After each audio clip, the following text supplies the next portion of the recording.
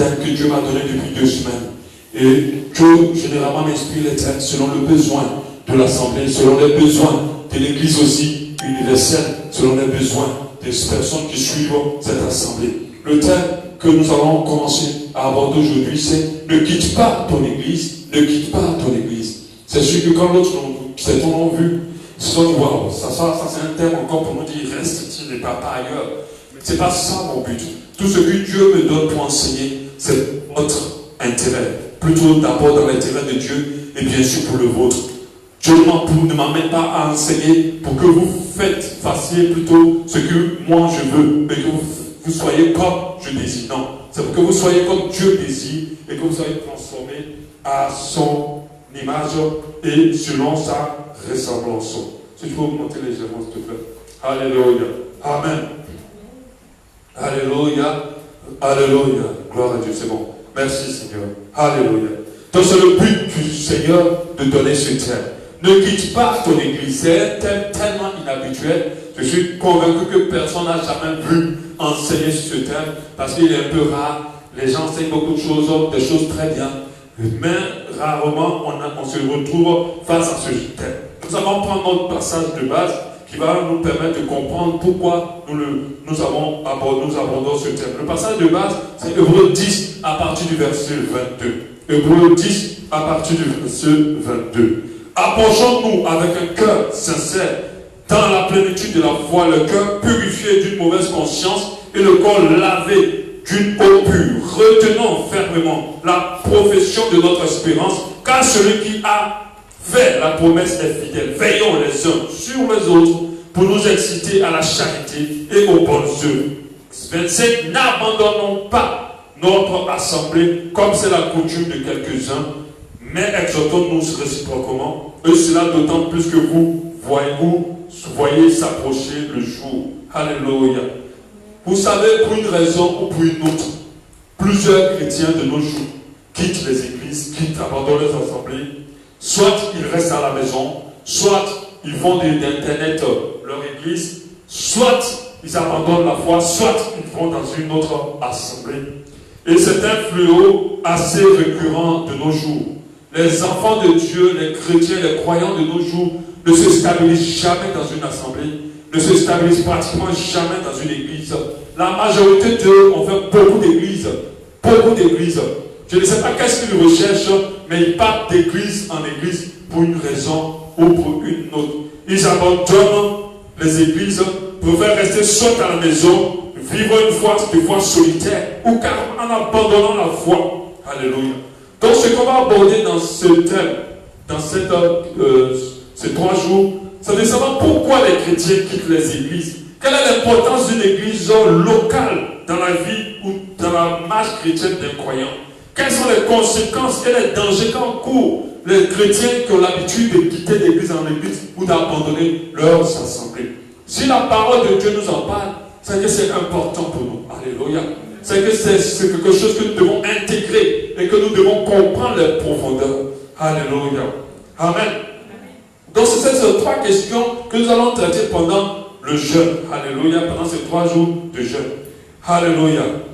Quand nous lisons ce thème, c'est comme si je suis en train de dire de ne pas quitter les églises ou de ne jamais quitter une église. C'est vrai qu'il y a des raisons bibliques pour quitter une église, ou il y a des raisons, quand je veux dire, il y a 2 formes de raisons pour quitter l'église, des raisons bibliques ou des raisons de force majeure. Force majeure, c'est-à-dire si tu déménages, si tu voyages, si tu ne pars plus ailleurs, donc naturellement tu ne vas pas faire des très très longues distances ou prendre l'avion à chaque fois venir dans ton église.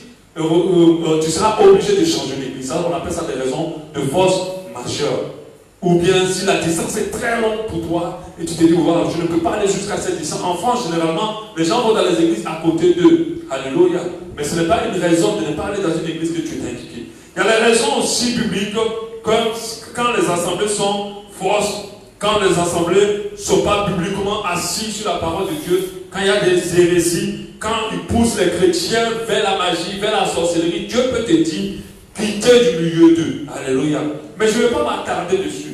Parce qu'en réalité, quand Dieu t'amène dans une assemblée, c'est pour que tu restes dans cette assemblée jusqu'à ce que lui qui t'a envoyé te dise que tu puisses partir. Mais pas sur la base des raisons que toi tu auras eues, mais sur la base d'un sentiment d'accomplissement. Quand Dieu va te dire, oui, là, tu as reçu ce pourquoi tu es ici, alors tu peux partir. Ou tu as fait ce pourquoi tu es venu, alors tu peux partir. À part ça, il n'y a aucune raison, aucune autre raison qui te pousse à quitter une assemblée. Nous avons Apocalypse 18, 4 qui en parle. J'ai entendu du ciel une autre voix nous disant, sortez du milieu d'elle, mon peuple, afin que vous ne participiez point à leurs péchés, que vous ne soyez point de part, vous n'ayez point part à cette fléau. Alléluia. Amen. Même si une assemblée est fausse, à ton avis, même si une assemblée n'est pas juste, à ton avis, tu dois absolument avoir le hoquet du Saint-Esprit pour partir. Les chrétiens aujourd'hui n'ont pas compris que la marche chrétienne, c'est la marche par l'esprit et non la marche par autre chose. Alléluia. Parce que je reçois dans mon bureau des chrétiens déloyaux, traîtres, qui passent leur temps à venir me voir pour dire, oui, pasteur, dans mon église, le pasteur est ceci, le pasteur est cela, et moi j'ai envie de quitter. Récemment, j'avais reçu 2 filles qui m'ont dit ça. Ah, il fait ci, il fait ça, il fait ci, il fait ça. Je me suis calmé, j'ai dit, mais vous-même, votre vie, Dieu a commencé à me révéler la vie. Il dit, vous-même, vous n'avez pas une vie pure. Vous n'êtes même pas dans la sanctification, et c'est vous qui osez pointer un homme de Dieu. J'ai dit, est-ce que cet homme de Dieu-là a prêché une fois un message qui t'a édifié? Oui, alors reste là, jusqu'à ce que Dieu te donne le OK de partir. Elle se disait que oui, moi j'allais sauter sur elle pour venir remplir mon église. Peut-être au départ de l'église, on cherchait à la remplir. Maintenant, on ne cherche pas à la remplir. On cherche seulement à amener ce que Dieu veut qu'on amène au ciel. Ce que Dieu va nous confier. Moi, je ne vais pas me battre derrière les gens que Dieu ne m'a pas confiés. Alléluia. C'est qu'avant, on courait derrière les arbres. On était au soin de tous les arbres. On les caressait dans tous les sens pour qu'ils restent. Maintenant, on n'a plus le temps pour ça. Alléluia. On a le temps pour ceux qui ont soif de Christ et qui ont compris, qui ont reconnu en nous la paternité divine. Lui, on a le temps pour eux. Le reste, on s'en fout. Si vous ne le voulez pas, vous partez. Alléluia. Amen. Ces filles-là pensaient que j'allais sauter comme les autres hommes de Dieu. Parce que d'autres hommes de Dieu allaient sauter sur l'occasion de waouh, voilà 2 ans que j'ai gagné en plus. En plus, l'autre était chante. Elle avait beaucoup d'expérience. J'avais besoin de chant. J'aurais sauté dessus pour dire waouh, au moins il pourra servir chez moi. Ah, cette erreur-là, je ne vais plus jamais la faire. Alléluia. Je vais seulement prendre les gens que Dieu me confie. Et ces personnes-là auront de la loyauté. Si une personne a été déloyale ailleurs, elle sera déloyale ici. Alléluia. C'est comme ça qu'on a des chrétiens qui partent d'église en église. Ils ont comme l'impression que les églises ont des problèmes. En fait, ce sont eux qui ont un problème. Ce n'est pas les églises. Alléluia. Tu peux être dans une église comme on va dire peut-être force, mais cette église-là peut être l'église de ta destinée. Cette église-là peut être l'église qui va te connecter, te bénir à Dieu. Qui vous a dit que dans les forces églises, les gens ne sont pas édifiés? Qui vous a dit que dans les forces églises, les gens n'ont pas de vie spirituelle stable? Qui vous a dit que les forces églises ne convertissent pas? Qui vous a dit ça? Amen. Donc, nous allons évoluer. Je ne vais pas vite. Alléluia. Et beaucoup, pour quitter les assemblées, appliquent ces dictons-là qu'on met sur le chien enragé. On dit quand tu veux tuer ton chien, tu dis qu'il a la rage. Et beaucoup, quand ils sont prêts à partir, ils ont toutes les raisons possibles. C'est là qu'ils voient maintenant tous les pépins dans l'église. Leurs yeux s'ouvrent, leurs canaux maintenant s'ouvrent. Mais quand tu venais que tu mangeais la parole, et que cette église est édifiée, quand tu as relevé dans la foi, pourquoi tu ne t'es pas rappelé qu'elle était fausse? Pourquoi tu n'as pas vu que le pasteur n'était pas parfait? Amen. Et plusieurs comme ça bougent d'église en église sur de mauvaises bases et de mauvaises raisons. Et malheureusement pour eux, ils ne sont pas bénis. Ils ne grandissent pas. Et leur vie n'évolue pas. Amen. Et ça, il faut que tu le comprennes. Je veux que tu l'entendes. Si tu entends ce message et que Dieu te dit, retourne dans l'église que tu as laissée, retourne. Je ne suis même pas au point où je vais garder les gens dans cette église. Si tu te dis, ah, il y a une église qui a mal quitté, mais c'est là-bas que je veux que tu retournes. Si tu l'as reçu par l'esprit, tu m'en parles, je vais te libérer, tu vas retourner là-bas.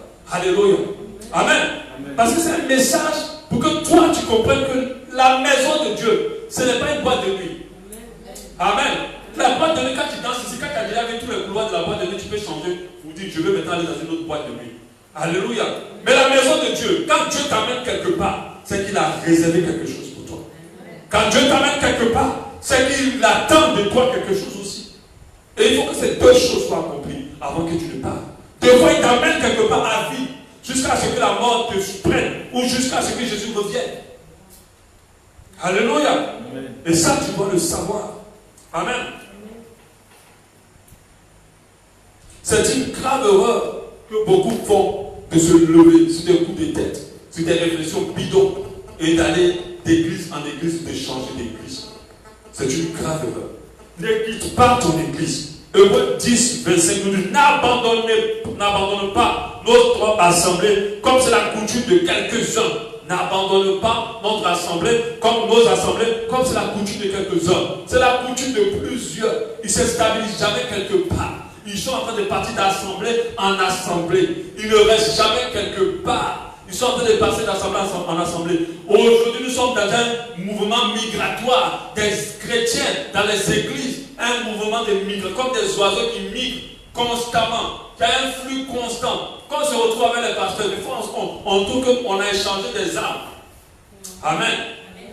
En tout cas, on a échangé seulement des âmes. Il y a une âme qui était ici, après elle va se retrouver. On est amis en pasteur. Donc, on file déjà les deux, cette âme-là. Voilà ce qui s'est passé ici. Alléluia. Un mouvement migratoire comme des oiseaux. Il ne reste jamais un endroit. Les papillons au moins ne bougent pas vite, les oiseaux migratoires. Et beaucoup sont dedans. Les chrétiens sont en train de migrer dans plusieurs églises en même temps. Alléluia. Ça, c'est de l'instabilité spirituelle.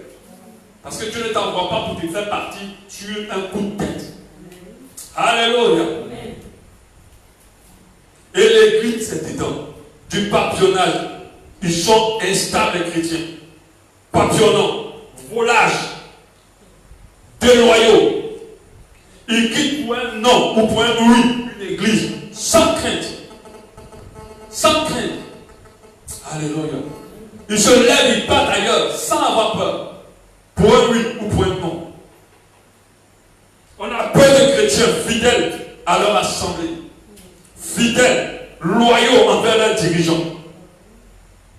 Alléluia. Ils sont très sensibles et prêts à prendre la porte dès que les choses ne fonctionnent pas comme ils le désirent. Toi, tu viens dans l'église de quelqu'un. Quand il recevait la vision, tu n'étais pas là. Maintenant, c'est toi qui dis qu'il fait mal son œuvre. C'est toi qui l'as activé pour l'œuvre. C'est toi qui l'as appelé. En réalité, je vais te donner un secret. En réalité, c'est que tu dois aller ouvrir ton église. Parce que ce n'est pas dans l'église des autres que tu vas venir mettre ta vision. Amen. Va ouvrir pour toi, tu vas faire tout ce que tu veux. Certaines personnes, lorsqu'ils ne sont pas à la tête, ils savent tout critiquer. Venez être pasteur, vous allez comprendre. Venez être pasteur, venez être dirigeant, vous allez comprendre. Vous n'allez même pas pouvoir tenir 2 ans dans votre église. Amen. Mais vous êtes toujours prêt à avoir toutes les failles. Toujours prêt à partir pour un oui ou pour un non. Qu'est-ce qui pousse les chrétiens à quitter leur église? J'ai trouvé 10 raisons. C'est là qu'on va s'apaisantir aujourd'hui. Demain, on va voir l'importance d'une assemblée dans ta vie. Et tu vas comprendre que non, tu ne peux pas quitter l'église comme ça. Tu ne peux pas aussi rentrer dans une église comme ça. Parce que si tu rentres dans la mauvaise, tu peux te mettre sur un joug de malédiction. Mais il y a une grâce énorme lorsqu'on se trouve là où Dieu veut qu'on soit. Alléluia. Qu'est-ce qui motive les chrétiens à quitter? Quelles sont les raisons que beaucoup trouvent pour quitter? Il y a une raison qui est très courante, elle est très habituelle. Deux fois, les chrétiens, plus les chrétiens la traduisent avec la parole du Saint-Esprit, pendant que ce n'est pas l'Esprit de Dieu. Cette raison-là, c'est la démotivation et le découragement. Quand ils sont démotivés, quand ils sont découragés, ils reçoivent que c'est l'Esprit de Dieu qui les dit, ils doivent partir. Ils reçoivent que leur cœur, l'Esprit de Dieu ne leur donne plus la force d'être là. Ils reçoivent que l'Esprit de Dieu ne les pousse plus dans la présence de Dieu. Ils disent qu'ils ne comprennent plus, ils ne comprennent plus. Ils n'ont pas la même arme qu'ils avaient au départ. Et ils traduisent ça avec la voix de l'Esprit de Dieu. Alléluia. Avant de continuer, je vais préciser. Je ne prêche pas à cause de quelqu'un. Ce message, je l'ai reçu depuis 2 semaines. Alléluia. Amen. Je m'en parlais déjà depuis 2 semaines. Il était réservé à côté pour pouvoir faire. Il ne faut pas que je parle de toi. Ce n'est pas mon but. Alléluia. Pourquoi les gens sont démotivés? Pourquoi les gens sont découragés? Parce qu'ils viennent non pour des mauvaises raisons à l'église. Ils viennent pour des raisons qui ne sont pas bonnes à l'église. Ils prennent une assemblée pas pour chercher Dieu, pas pour se rapprocher de Christ, mais pour autre chose. Et déjà, du coup, ils seront démotivés ou découragés lorsque ce qu'ils cherchaient, ils obtiennent. Parce que vous savez, quand quelqu'un obtient ce qu'il veut, après, il n'a plus de motivation d'être là. Ou quand quelqu'un n'obtient pas ce qu'il attend entendu, il est là depuis. Il attend. Alors, ça ne marche pas, il est démotivé, découragé. Donc, du coup, ces capteurs sataniques, C'est quand tu vois maintenant tous les défauts de l'église. Alléluia. Fais attention. Ce que tu penses que l'Esprit de Dieu te dit, ce n'est pas lui. C'est ta chair. C'est ta chair, ce n'est pas le Saint-Esprit.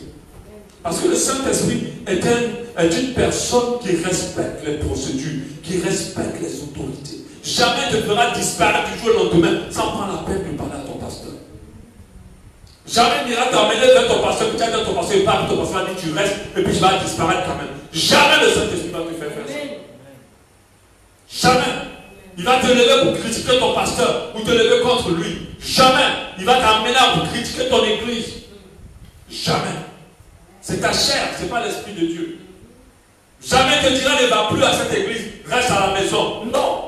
Il va préférer te dire même avant dans une autre église que de rester à la maison. Jamais le Saint-Esprit va t'empêcher d'être dans sa présence, même un seul dimanche. Déjà, tu n'as pas assez de temps dans sa présence. Comment il va te refuser d'aller un seul dimanche? À moins que cette église soit l'antre de Satan, soit un endroit des gangas, et que cette église, si tu arrives là, tu vas être prendre les démons. Oui, là je comprends. Alléluia. Les motivations, les mauvaises motivations. On vient à l'église parce qu'on a subi l'amour. On a vu une belle fille, on a vu un beau gars. Oh, il est chrétien. Moi aussi, je serai chrétien. Des fois, c'est très subtil. Tu ne te rends même pas compte de ça. Des fois, même, tu ne dis pas clairement que tu viens à cause de la personne. Mais ton cœur te donne la force de venir à cause de cette personne. Je sais, des fois, je parle. J'ai expérimenté tout type de départ ici dans cette église. Des fois, ton cœur c'est que toi, mais la force que tu trouves tous les matins pour venir à cette église-là, c'est parce que tu aimes quelqu'un. On a vu des gens, dès que la relation s'est cassée, ils ne comprennent plus, ils n'ont plus la force de venir à l'église.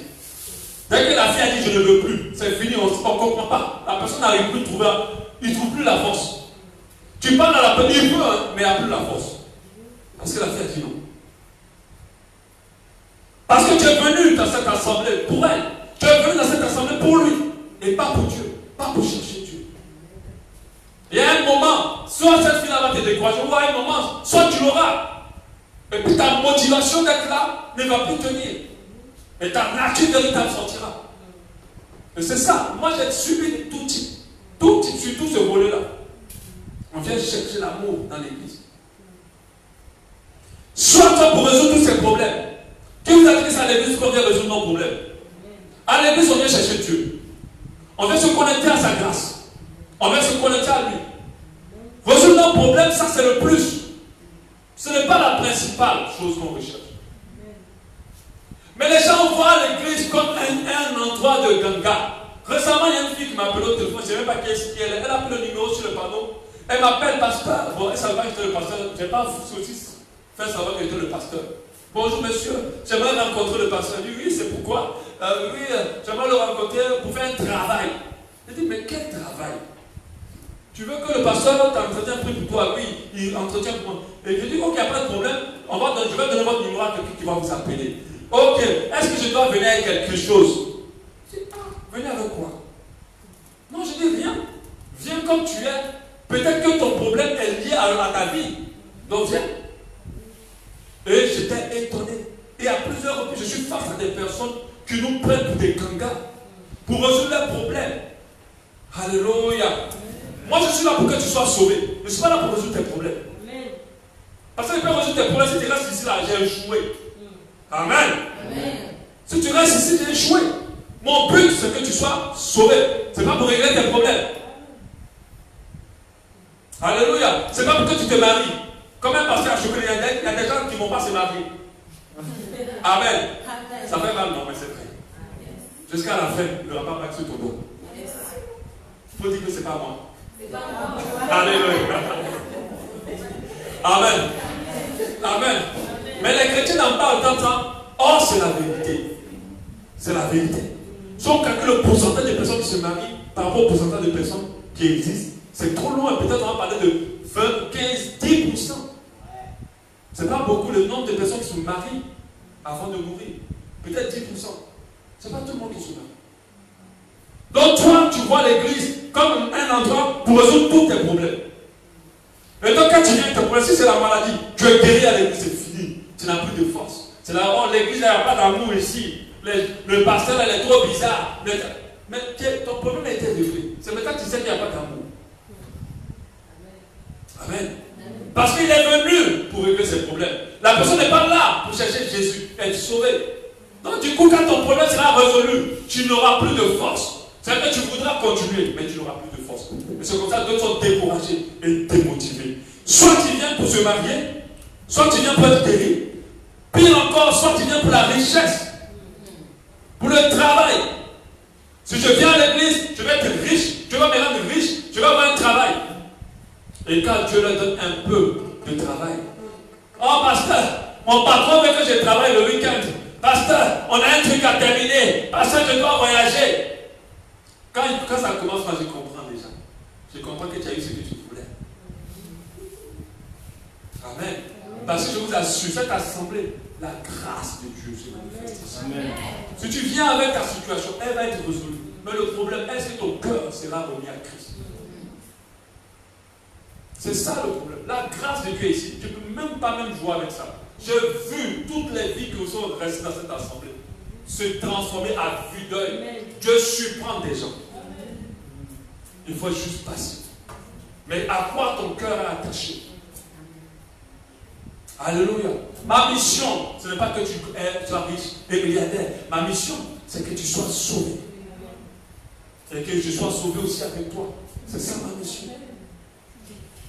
Mais plusieurs viennent ici pour résoudre tous les problèmes.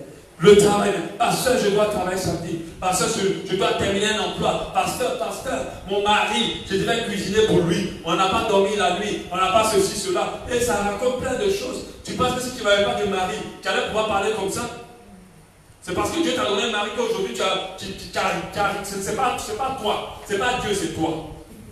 Comme les gens disent, c'est pas toi ou c'est Dieu. C'est pas comment on dit ça. C'est pas toi ou c'est Dieu. C'est lui là qui au lieu qu'il savait ce qu'il allait être bandit devant. Il ne fallait même pas qu'il te donne le mari. Là, tu allais rester dans son église. Il ne fallait pas qu'il te donne le travail. Là, tu allais rester tranquille à l'église. Mais il sait que toi-même tu es instable, mais il t'a quand même donné. Mais c'est comme ça que beaucoup ne restent pas à l'église. Parce qu'ils ont eu ce qu'ils voulaient. Ou ils n'ont pas eu ce qu'ils voulaient. Je vais être riche, la galère frappe, ça coupe, ça serre. Pendant qu'ils étaient païens, ils pouvaient avoir même 100 francs par semaine. Depuis qu'ils sont 1000 francs par semaine. Depuis qu'ils sont chrétiens, même 100 francs. Ils ne savent même plus quelle est la couleur des 100 francs aujourd'hui. Tellement ils ne voient pas. Et on est là, le découragement commence à rentrer dans le cœur.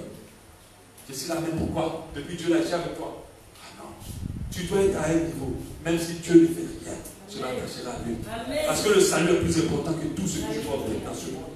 Tant que tu n'es pas arrivé à cette dimension, ton adoration pour Dieu ne sera jamais parfaite. Et sans le vouloir, tu vas voir que tu seras instable. Ce qui stabilise un enfant de Dieu, c'est lorsqu'il a la révélation de Christ. Et la révélation de Christ, quand tu réalises qu'il est Christ pour toi, et qu'il est un rocher sur qui tu vas poser toute ta vie, alors tu ne seras jamais stable. Alléluia. Tu resteras même quand tu ne verras pas. Par la foi, tu croiras que quelque chose va se passer. Amen. Mais tu ne vas pas te lever et partir ailleurs. Rester à la maison. Beaucoup aujourd'hui restent à la maison. Aujourd'hui, leur Dieu, les églises, leurs églises, c'est Internet. Leur pasteur, c'est tout la troupe de pasteurs sur Internet. Alléluia. Tu es rempli de tellement d'enseignements que tu fais une diarrhée spirituelle. Mais c'est ça. Tout le monde enseigne. Tout le monde t'enseigne. Au lieu d'avancer dans ta foi, tu es là maintenant une diarrhée spirituelle, tu n'évolues pas. Tu écoutes tout. Ton pasteur, tu n'écoutes même pas ses enseignements. Mais c'est pour mélanger tous les enseignements possibles dans ton cœur. Alléluia. Amen. Quand Jésus était là, avec les apôtres, il ne disait pas aux apôtres, je suis fatigué, allez enseigner le peuple. Ah non, hein. Jésus a enseigné jusqu'à ce qu'ils partent. Les apôtres ont enseigné après. Alléluia. Parce que ce que les gens devaient écouter, c'était la parole de leur Père. Jésus à cette époque. C'était lui, les pasteurs. Alléluia. Amen. Mais toi, tu vas écouter tout et n'importe quoi. Les bons et les mauvais. Et tu es rempli de tellement d'enseignements. Mais ces enseignements-là ne t'aident pas. Ils te rendent orgueilleux. La diabète spirituelle, c'est l'orgueil. La Bible dit que la connaissance enfle. Tu es tellement rempli que ce passage-là, tu prends le temps pour décortiquer ton pasteur et ses enseignements. Amen. Au lieu que ça t'aide à être humble, c'est toi maintenant qui montre au pasteur, qui regarde l'enseignement du pasteur en te disant que oui, celui-là, il n'enseigne pas comme il faut. Tel pasteur-là, lui au moins il enseigne. Dans cette église-là, on ne prie pas pour délivrer les gens. L'autre même on crie, je veux délivrer tous les gens des démons. Depuis là, ici, là, mon démon n'est pas. Qui t'a dit que Dieu est dans l'orage? Amen. Ton démon ne part pas parce que tu as orgueil rempli de toi. Parce que la présence de Dieu, que ce soit fort ou faible, ça te libère et ça te délivre. On n'a pas besoin de crier jusqu'à ce que la voix disparaisse pour qu'un démon parte. Le démon n'a pas d'oreille pour t'entendre. Il écoute l'autorité spirituelle. Amen. Il n'est pas physique. Il ne faut pas crier, boucher les oreilles de celui que tu es en train de délivrer. Amen. Soit on vient dans l'église pour sortir de la pauvreté. Je vais faire mon. Soit on vient dans l'église pour être chanté. Parce qu'il est tellement chanté qu'il vient dans l'église pour chanter. Il ne veut pas Dieu, mais il veut chanter son nom. Il n'obéit pas à Dieu, mais il veut chanter son nom. Est-ce que tu trouves ça normal? La personne ne t'intéresse pas, mais c'est son nom que tu veux chanter. Quand ils chantaient, là ils sont toujours là. Le jour où tu ne passes pas au jeu, c'est pas toi qui conduis, ils sont à la maison. Le jour où c'est bon, le groupe vous asseyez, ils ne viennent plus. Parce qu'ils sont venus ici pour chanter. Donc c'est pour prêcher. Pour prêcher. Depuis qu'ils sont là, pasteur, fais vite, tu vas me mettre à la chaîne. J'ai vu le problème avec certains. Parce que c'est toi toujours qui prêche. Tu ne programmes pas. J'ai essayé une fois et la personne dit, mon frère, tu n'as même pas la paix d'enseigner. Reste tranquille. Enseignement là, enseigner la parole de Dieu, c'est une question d'appel. Ce n'est pas un entraînement, c'est un appel. Mais il veut tellement de positions de gloire cette personne elle me voit dans le bureau pour dire oui, pasteur, il faut me programmer. Oui, c'est toujours vous. Vous ne laissez pas les dons des autres se déployer. Vous ne faites pas. Mais tu es venu vous faire quoi ici? Tu es venu chercher Jésus de déployer ton dos. Amen. Depuis que tu es là, tu pries sur moi que je meurs pour venir enseigner ici. Il y a des gens qui sont comme ça. C'est ça qui est dans leur cœur. Là, c'est moi qui m'enseigne. Il se voit même déjà là. Il se voit déjà attraper le micro en train d'enseigner. Mon frère, moi, avant d'attraper le micro, j'ai galéré. Il faut que tu galères aussi. Amen. J'ai commencé le ministère en 2003. J'ai attrapé le micro à peine en 2009. Amen. Pour la première fois. Mais j'ai commencé le ministère depuis. Je suis assis dans l'église, on ne me donne pas prêcher. Amen. Amen. Amen. Donc, d'autres viennent pour les amis. Il y a des gens qui aiment être avec les frères et les sœurs. Oui, c'est ça que l'église. Dès qu'ils sont en parlant avec un frère, c'est fini. Ils n'ont plus envie de venir à l'église. Amen. Ils ne sont pas le moment. Parce qu'eux, ils viennent là pour passer du temps avec les frères et les sœurs. C'est ça qu'ils aiment. Donc, certaines églises vont faire beaucoup d'activités. Les gens sont fidèles à cette église à cause de toutes ces activités, mais pas à cause de Jésus. Pour certains, je n'ai pas dit toutes les églises. Pour certaines. Alléluia. Et ils aiment ça. C'est pour ça qu'ils sont là. On est ensemble. Mais Jésus ne les intéresse pas. Nous sommes tous ici. Ce mur, ce bâtiment, tout ce qu'on fait, c'est pour Jésus. Ce n'est pas pour quelque chose d'autre. Moi, je ne suis pas là pour que tu te développes personnellement. Je ne suis pas là pour t'enseigner le développement personnel. Je suis là pour que tu te connectes à Christ et que tu sois sauvé. Alléluia. Tout ce qu'on fait, on le fait à cause de Jésus. Amen. Donc ça, c'est la démotivation. Pour des personnes qui croient, et des fois, elle est confondue à la voix du Saint-Esprit. On se dit que c'est l'Esprit de Dieu qui nous parle. Je pense que c'est l'Esprit de Dieu qui fait que je ne ressens plus rien dans cette présence. C'est l'Esprit de Dieu. C'est l'Esprit de Dieu. Oh, c'est faux. Ce n'est pas l'Esprit de Dieu. Tu es venu pour quelque chose que tu n'as pas encore obtenu. Ou tu l'as déjà obtenu. Mais ton cœur n'est plus motivé dans cette assemblée. Tu es en train de regarder ailleurs. Tu as envie de partir ailleurs. C'est ça qui est dans ton cœur en réalité. L'Esprit de Dieu n'est pas impoli. Amen. L'Esprit de Dieu respecte les autorités. Alléluia. L'Esprit de Dieu respecte les gens. Respecte les procédures. Il dit que toute autorité, c'est le mec qui est établi. Il ne va pas t'amener à disparaître du jour au lendemain. Alléluia. Amen. Amen. On va continuer. L'autre élément, c'est le péché et l'amour du péché. Si tu aimes le péché, à un moment, l'église va te déranger, surtout si l'église est vivante. Elle va te déranger. Parce que les églises vont pas. Tu vas réussir, tu vas évoluer, tu vas voyager. Dieu me dit, voilà, total ta destinée. Là, c'est bon. Au moins, tu pèches, ça ne dérange pas. Mais dans cette assemblée, nous prêcherons toujours la sainteté, la sanctification. Alors, tu ne seras jamais à l'aise si tu aimes le péché. Et il y a certains qui ne restent pas là. Il y a quelqu'un qui, comme ça, qui est parti de l'église. Un jour, on était encore de l'autre côté, je ne dis pas le nom. Il est venu et il avait dit à mon épouse que, oui, les enseignements sont toujours pareils, il n'y a pas de nouveau, il n'y a pas d'enseignement profond. Et quand elle me dit ça, moi je suis tellement sûr de moi, sans être orgueilleux. Alléluia. Amen. Je suis sûr de moi, je sais ce que Dieu a fait de moi, il a fait de moi un être extraordinaire. Et je suis sûr de moi. J'ai une personnalité en Christ. Alléluia. Ce n'est pas les hommes et les mauvaises remarques qui vont me déformer, qui vont me conduire. Alléluia. Ce n'est pas les remarques qui te mettent dans l'insécurité, qui te mettent dans une manque d'assurance qui vont me déformer. Dès qu'il a fait, j'ai bloqué cette remarque, calé ça, ça ne devait pas rentrer dans mon cœur. Je dis, c'est lui qui a un problème. Moi, je vais continuer à prêcher mes mêmes messages. C'est ce que Dieu me dit de prêcher. Mes messages, je dis à ma femme, tu sais, à chaque fois que je prêche, je ne vais pas réfléchir, savoir qu'est-ce que je vais prêcher. C'est Dieu qui me dit ce que je dois dire. Et c'est ce que je dis. Alléluia. Je ne vais pas réfléchir, c'est quoi? C'est Dieu qui me dit, tu dois faire ça. Et c'est ce que je fais. Dimanche, je sais déjà de quoi je vais parler. Et des fois, non pas 2 mois en avance, ou même 2 semaines, des fois très loin en avance. Alléluia. Il me parle. Par exemple, ce dimanche, je devais prêcher sur l'amour de Dieu. Mais je ne savais pas. Jusqu'à la veille, samedi, je ne savais pas quoi dire. Et pendant que j'étais en train de rouler, je louais le Seigneur dans la voiture. Et il m'a dit, va, ton message là. Et puis il va prendre ça, prêche-le demain. Et je suis sûr, pour ceux qui étaient là, ils ont senti que c'était le message qu'il fallait entendre ce jour-là. Alléluia. C'était un message qui était pour quelqu'un. Amen. Dans ce cas, il est parti et il a dit non. Il prêche tout le même message, il n'y a pas de nouveau, c'est tout un bas niveau. En tout cas, il n'a pas parlé bien. Et moi, comme je sais qui je suis, alléluia. Et je m'en fous des mauvaises remarques. Si ta remarque ne me construit pas, je m'en fous. Si tu me dis que je suis orgueilleux, je m'en fous. Amen. Moi, je fais ce que Dieu m'a dit de faire. Alléluia. Et je suis sûr de moi. Amen. Ce n'est pas orgueil, mais il faut être sûr de toi. Si tu n'es pas sûr, les gens sont mauvais et méchants. Les gens, même les gens que tu aimes, des fois sont mauvais et méchants. Ils vont te tuer, te briser, mettre le manque de confiance en toi par des paroles. Faites très attention. Alléluia. Si une parole n'est pas libérée avec amour, elle peut te détruire si tu n'as pas d'assurance. Alléluia. Et on l'a laissé partir. On l'a laissé partir, le gars est parti. Après, on le retrouve peut-être 2 ou 3 ans. Il est parti, il a fait un enfant. Il n'avait pas d'enfant. Il est tombé dans le péché, il a fait un enfant. Et il me cachait ça. Il ne m'avait jamais dit. C'est un jour comme ça, je parlais avec quelqu'un qui le connaît, mais tu sais qu'il a fait un enfant. Tu dis, comment il a fait un enfant? Je ne suis pas au courant de ça. Alors il a fait un enfant à la période où il est parti. Il aimait le péché. Il avait commencé à aimer une femme. Et moi, j'étais en train de prêcher sur la sanctification. Il savait que s'il restait dans cet environnement, il allait toujours se sentir coupable de la présence de Dieu.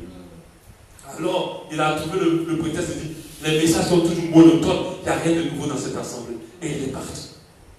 Il est parti embrasser le péché. Alléluia. Et ces personnes-là vont avec la foi. Jusqu'à aujourd'hui, il n'arrive pas à se relever. Il a mis encore une 2e enfant, sans mariage. Il n'arrive pas à se relever. Or, s'il était resté avec l'humilité là, peut-être qu'il aurait retrouvé toute sa santé spirituelle. Et certainement, peut-être c'était un serviteur de Dieu. Il y a beaucoup d'appelés, mais peu de lui. Ce n'est pas parce que Dieu t'a appelé que tu vas être un serviteur forcément. Si tu n'es pas un et saint, tu t'attaches pas aux choses qui glorifient Dieu, tu vas faire jouer le plan de Dieu dans ta vie. Alléluia. Et cette personne n'arrive pas à se relever parce qu'elle attache au péché. Elle aime le péché. Si tu ne détestes pas le péché, tu auras du mal à rester dans une assemblée qui prêche la sanctification et qui prêche la parole de Dieu. Elle va te déranger un moment. Beaucoup ne viennent pas à l'église parce qu'ils aiment encore le péché. Et plusieurs n'y restent pas parce qu'ils n'ont pas encore fini de manger leur assiette de péché. Il faut continuer à les terminer. Et ils ne restent pas longtemps là. Et le diable prend le plateau et dit, ah, tu n'as pas fini l'assiette, viens manger. Il reste encore beaucoup dans l'assiette, viens. Et d'autres ils sortent, ils trouvent des prétextes bidons et ils sortent de l'église. Ou bien on les retrouve en train de manger le péché. Pasteur, j'arrive. Pasteur, je vais revenir à l'église. Mais toi-même, tu sais que tu ne reviendras pas. Parce que tu aimes tellement le péché. Le petit gars, les petites bêtises que vous faites ensemble, tu aimes tellement ça que tu n'es pas prêt à rester à l'église. Tu préfères ça que de rester à l'église. La petite fille, ce qu'elle te fait tous les soirs, c'est tellement intense que tu préfères rester avec elle que de venir à l'église. Amen. L'amour du péché. D'autres même de fois, pendant nos cultes du soir, ils ne sont pas là, pas parce qu'ils font quelque chose de bien, Ils sont en train de critiquer, faire des bêtises, regarder des bêtises, être dans l'impudicité, plein de choses. Ils ne sont pas là à cause de ça. Amen. Et ça, tu dois comprendre que l'amour du péché éloigne les gens. Je vais aborder un troisième truc, élément, on verra les autres demain à cause du temps. Peut-être je vais aborder 2 autres, et puis on verra les autres à cause du temps. Je vais m'arrêter à 4. L'autre élément, c'est la déloyauté et l'orgueil. Je n'ai jamais vu dans un pays, dans un endroit, j'ai voyagé quand même dans pas mal de pays, où les gens sont orgueilleux et déloyaux. Ils n'ont aucune loyauté envers les gens. Aujourd'hui, quelqu'un te parle à la main, tu finis de manger tout dans sa main et tu mords sa main. Toi-même, est-ce que tu trouves ça normal? Tu as fini de manger tout ce qu'il t'a donné et tu mords sa main. Laisse sa main au moins tranquille. La déloyauté à un niveau, vous ne pouvez pas imaginer. Ça te fait quoi? Pourquoi tu lui fais du mal? Cette personne qui était là pour toi. Est-ce que tu as dit qu'il faut toujours gifler un pasteur avant de quitter l'église? Et tu es obligé de frustrer un homme de Dieu avant de partir. Si tu veux partir, peut-être disparaître comme ça, mais ne le blesse pas. Les gens sont tellement déloyaux. Il ne peut même pas un jour se souvenir que un jour cet homme-là m'a enseigné une parole. Un jour cette assemblée-là, ma voix n'est pas que le pasteur. Tu crois que dans l'assemblée, vous avez des frères et des soeurs qui vous soutiennent. Mais vous vous soutenez où? C'est parce que vous les avez connus dans cette assemblée. Vous les avez pas connus ailleurs. Si vous n'êtes pas dans cette assemblée, donc ce sont les grâces que l'assemblée vous apporte. Mais tu parles d'une manière. On a vécu ça. On a vécu ça. On a vécu récemment une autre situation où la fille, elle allait salir nos noms, salir nos noms. Une personne que j'ai baptisée, une personne qu'on a soutenue physiquement. C'est une personne, quand tu fais entretien avec elle, il faut annuler tous tes rendez-vous. Parce qu'elle parlait, mais tu vas écouter tout ça. Des fois, tu ne comprends pas tout, mais tu dois écouter jusqu'à la fin. Si elle t'envoie les notes vocales, oh, tu es foutu. De longues notes vocales, tu dois tout écouter et lui répondre. On a soutenu la personne financièrement, non propre argent donné, pour que cette personne arrive à faire certaines choses de sa vie. Elle a commencé à disparaître, je ne la voyais pas. Pourquoi tu ne viens pas? Non, là-bas c'est rien de grave, je suis un peu fatigué. Donnez plein de raisons. Après on entend, non, j'étais allé à un séminaire quelque part. Ça commence, non, on connaît toujours. Déjà, ça prend pas une petite mauvaise réponse au pasteur. On dit, voilà le prochain. Voilà la prochaine. Ça commence par ça. Après, c'est des justifications à dormir debout. Vous pensez que moi-même, quand tu m'en parles, je sais ce que tu penses. J'arrive. Dieu m'a donné ce don-là de pouvoir capter l'état spirituel des gens ou les pensées des gens. À plus forte de raison, c'est à moi que tu vas mentir. Oh, pasteur, j'étais là-bas. Pasteur, on avait besoin de famille. D'autres même nous disaient on est allé voir le terrain. C'est dimanche où on a adoré Dieu là, que toi tu vas visiter ton terrain. Et ces personnes étaient parties. Et la soeur, elle a encore café. Elle allait s'asseoir auprès d'une païenne qui n'avait pas de Christ. Elle a raconté des bêtises sur moi, des bêtises sur l'assemblée, des bêtises sur ma femme. Elle a raconté des choses, mais malheureusement pour elle, cette information est venue à nous. Or, moi, avant ça, je lui demandais, pourquoi tu ne veux pas? Qu'est-ce qui se passe? Parce qu'il n'y a rien, il n'y a rien. Ou bien quelqu'un t'a frustré. Non, parce qu'il n'y a rien, il n'y a rien. Un pasteur qui vient te demander ce qui ne va pas. Tu dois parler. Mais tu ne parles pas et tu vas raconter des bêtises dans notre vie. Quand on t'attrape maintenant, tu as la honte de toute ta vie. Je la rappelle, elle ne savait pas que je savais. Mais tu allais raconter ça, pourquoi? Toi, je te demande qu'est-ce qu'il y a. Tu m'as dit, il n'y a rien. Et pourquoi tu vas raconter ça?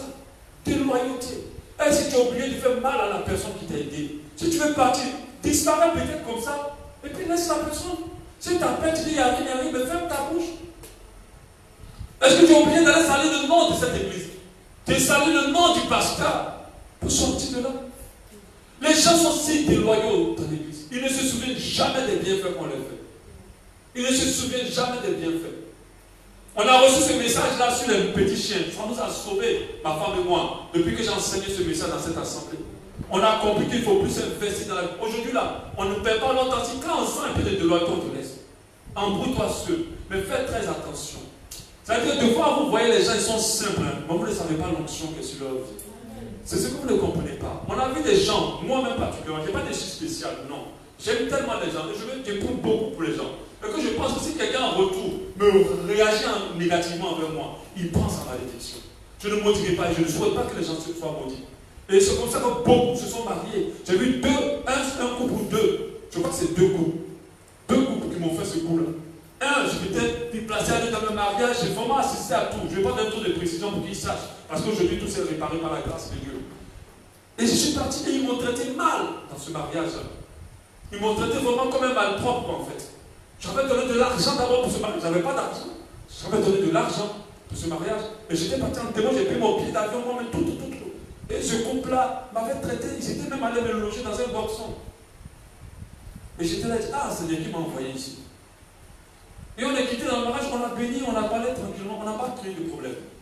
Après, avant de partir, je leur ai dit ce que vous avez fait, c'est pas bien. Et ils n'ont pas reconnu directement. Ils nous ont même dit, ils m'ont même presque dit que moi, si j'ai fait des choses de pas bien, Seigneur, d'accord, c'est pas grave. Je suis seulement parti sans souhaiter le mal, j'ai beaucoup prié. Mais ils sont rentrés dans une phase, ça fait combien d'années jusqu'à aujourd'hui, pas d'enfant. Je ne vais pas dire que c'est moi qui l'ai maudit. Mais je pense que si tu n'en as pas, celui que Dieu a mis pour t'aider, même pour te donner même une épée, si tu n'en as pas, toi-même tu mets la malédiction sur ta vie.